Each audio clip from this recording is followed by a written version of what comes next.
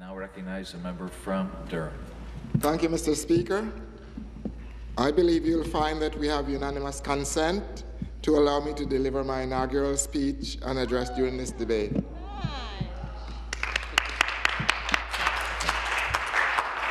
Is there consent for the member from Durham to deliver his inaugural speech? Agreed. Continue. Member from Durham. Thank you, Mr. Speaker. My name is Granvile Anderson. I am the new elected MPP representing the great riding of Durham, a community that I've called home for over 27 years, Mr. Speaker. I'm not so new anymore. It's 6 months in, but I still consider myself a new member. It would be remiss of me if I didn't pay homage to my predecessor, Mr. John O'Toole, who you well know around this place. He has served in this legislature for about almost 20 years, and he served the people of Durham well during his tenure as the MPP for our great riding of Durham.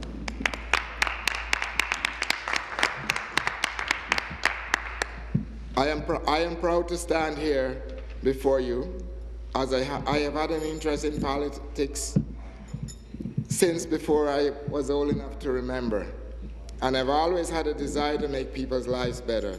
To serve in the Ontario Legislature has always been a dream of mine, and a dream that finally came true on June 12, 2014. My family has always been supportive of my political endeavors, and I'm also thankful to my children, Earl and Samantha, and my parents for their support and their belief in me as I pursue my passion. During my time and during my community involvement, I have been a school board trustee for over 12 years, in addition to my day job as a mediator. There were many nights that I was not home until well after midnight. I hope I can make them proud of me as I am of them. For a little background on my road here, it was only through hard work and determination of our volunteers that we were able to pull off a victory in Durham. A victory many people did not think could be done, but we proved them wrong. I knocked on as many doors as I was able to and often received very warm welcome, even though the riding has been held by the Progressive Conservative for what seemed to be time immemorial. The central theme of the residents' comments was that they wanted change, and change was what they got. It would take too long to list all of the dedicated volunteers that help us, but I'll list a few. My campaign manager, Justin McLean, who is all of 24 years old, along with Ian McNallen, Karina Smith, who is all of 19 years old, and yes, we did have one senior statesperson. Her name is Susan Stewart. She was what held the glue that held us all together. My campaign was based on young people, dozens of them. And we worked hard and we were committed, and they believed in me and I believed in them, and that's why I'm here today. So I am forever grateful to them. A particular highlight of my campaign, and something that our team prided ourselves on, was the number of young people, I will reiterate, that got involved. Most of our office staff was under 30, as I alluded to earlier, and many under 25. I've always been inspired by the capacity of young people to work towards their passions, and they continue to amaze me. One of my goals is to get more young people involved in the political process. Durham is growing quickly, in large part due to younger families. By engaging youth in my campaign, I believe we were able to energize the youth of our riding and get them to vote, ultimately coming together in my electoral success. This transition of becoming an MPP is a welcomed one, but I have to tell you, I will surely miss serving as a school board trustee for over 12 years. I had the honor to serve on the Peterborough, Victoria, Northumberland Catholic District School Board. In a role, during my role, I met many wonderful people who are as passionate as I am about education and giving our young people the best possible start. During my tenure on the board, I served for a number of years as board vice chair and as board chair. And I was able to meet trustees from all over the province, and I share their passion for education. And education is the key to success and the key to all doors for our young people. And that has always been something that I strive to bring forward and to empower young people with the ability to try and create the ability and provide them with the skills to be the best they can be, or they could be and can be in society.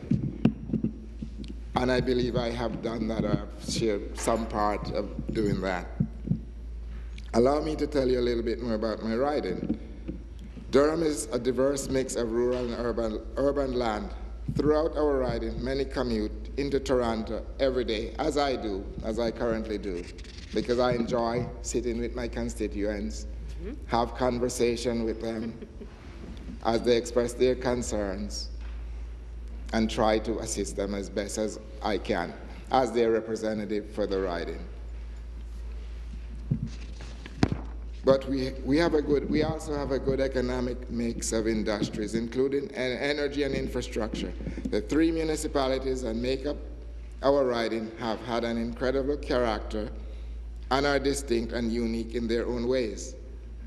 Clarington is bound by Lake Ontario to the south and the Oak Ridges Moraine in the north, with many rivers and creeks running between them. The municipality of Port Hope lie to the east, and the city of Oshawa to the west. While a significant majority of our 90,000 residents live in Curtis, Bowmanville, or Newcastle, and Orina, more than 18,000 make their homes in one of a dozen smaller communities such as Blackstock, Nestleton, Orina, and so forth. Communities that make up the municipality. Many count farms as their home, with over 400 farms in Clarington alone. The riding of Durham has probably roughly 1,000 farms between Durham and Scugog and Uxbridge. This allows for a thriving field-to-table food sector. And while the farming industry plays a key role in Clarington economy, the municipality is also home to many other industries, not least of which is the energy sector. Clarington is home to the Ontario Power Generation Darlington Nuclear Plant. Darlington is a key employer in my riding and plays a key role in Ontario's economy, helping to ensure a reliable supply of energy to meet the province's demands. Around Darlington, we are currently seeing a growth cluster of energy-related businesses, which are a most welcome addition to the riding. To the north of Clarington lies Scugog, with a population of roughly 21,000. The Mississaugas of Scugog Island, the First Nations, make their home as part of the Abujui Nation, one of the largest native groups in Canada. Scugog has many small communities, but its main center is the beautiful town of Port Perry, nestled along Lake Scugog. The municipality is a version of our country, small with thriving agriculture and tourism industries, a lot of history, and a lot to look forward to. And as the member from Burlington said yesterday, Burlington is the most beautiful spot in this country. I take issue with that. I believe the riding of Durham is. Okay.